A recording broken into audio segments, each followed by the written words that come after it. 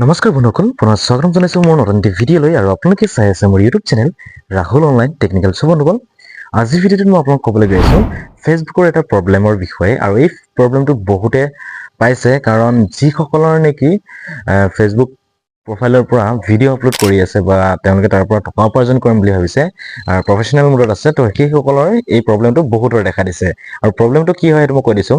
আপোনালোকে যেতিয়া pay out ছেটআপত যাব বা পে আউট ছেটিঙত যাব, তেতিয়া আপোনালোকৰ তাত ব্লেক স্ক্ৰীন বা হোৱাইট স্ক্ৰীন দেখাব। তাত কোনো আপোনাৰ পে আউট ছেটআপ বঢ়াবলৈ কোনো অপশ্যন নেদেখায়, অৰ্থাৎ হাইড হৈ থাকে। ঠিক আছে, তো সেই প্ৰব্লেমটো কেলে হৈছে, কিয় হৈছে, গোটেইখিনি মই ভিডিঅ'টো ধুনীয়াকৈ আপোনালোক দেখাম।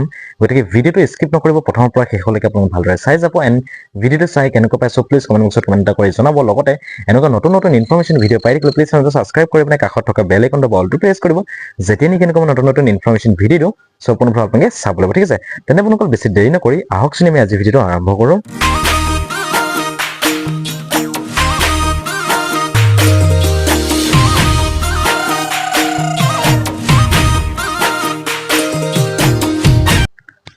চ' বন্ধুসকল, আজি মই আপোনাক যিটো প্ৰব্লেমৰ বিষয়ে দেখাবলৈ গৈছোঁ সেই প্ৰব্লেমটো আপোনাক এবাৰ দেখাই দিছোঁ। মই ফেচবুকটো অপেন কৰিছোঁ। অপেন কৰাৰ পিছত মই এনেকৈ পে'ত অপশ্যনত যেতিয়া ক্লিক কৰিছোঁ, ক্লিক কৰাৰ পিছত ইয়াত চাওক, ইয়াত আপোনালোকৰ হাইড হৈ থাকিব। ঠিক আছে, মোৰ ইয়াত নেটটো অলপ শ্ল' হৈ আছে, গতিকে ভালকৈ দেখুওৱা নাই।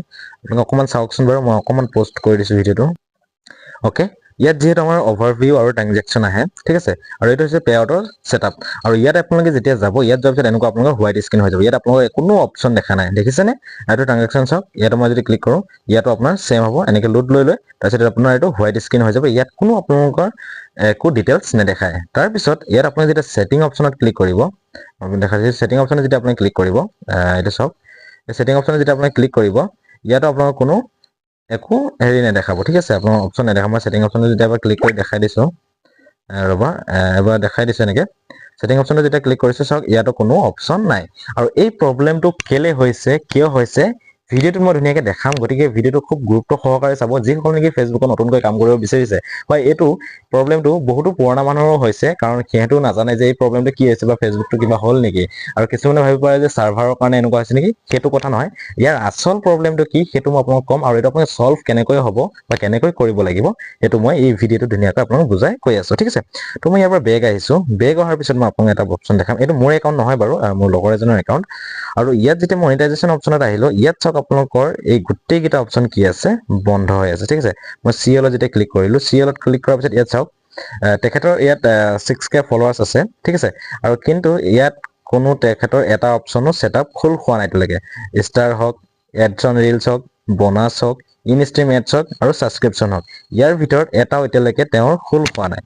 গতিকে সেইকাৰণে এই প্ৰব্লেমটো দিছে, বা এইটো এতিয়া ফেচবুকে নতুনকৈ এইটো আপডেট দিছে। যদি আপোনালোকৰ ইয়াৰ ভিতৰত কোনো এটা যদি অপশ্যন আপোনালোকে যদি নোখোলে, যদি এটাও নোখোলে আপোনালোকৰ, তেতিয়াহ'লে আপোনালোকে পে আউট ছেটআপৰ কাৰণে কোনো অপশ্যন নাপায়। এইটো আপোনালোকৰ হাইডে হৈ থাকিব।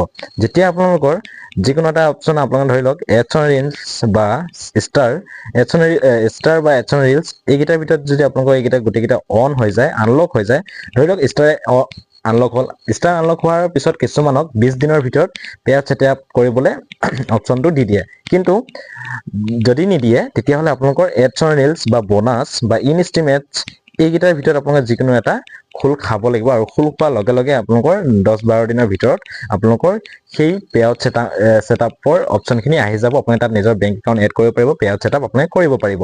ঠিক আছে, যদি আপোনালোকৰ ইয়াৰ ভিতৰত যদি এটাও আপোনালোকে যদি খোল নাখায়, এইকেইটা যদি এটাও খোল নাখায়, এই তিনিটাৰ ভিতৰত যিকোনো এটা যদি খোল নাখায়, তেতিয়াহ'লে আপোনালোকৰ পে আউট ছেটআপটো নাপাব। কাৰণ এতিয়া ফেচবুকে এইটো বহুতো ডাঙৰ এটা আপডেট দি থৈছে। সেইকাৰণে বহুতে ভাবি আছে যে এইটো মোৰ কি প্ৰব্লেম হৈছে, মোৰ পে আউট ছেটআপত গ'লে মই বেংক একাউণ্ট এড কৰিব নাহে বা কোনো অপশ্যনে নেদেখায়, হাইড হৈ থাকে, ব্লেক স্ক্ৰীন হোৱাইট স্ক্ৰীন হৈ থাকে। গতিকে সেইসকলে কোনো চিন্তা কৰিব নালাগে।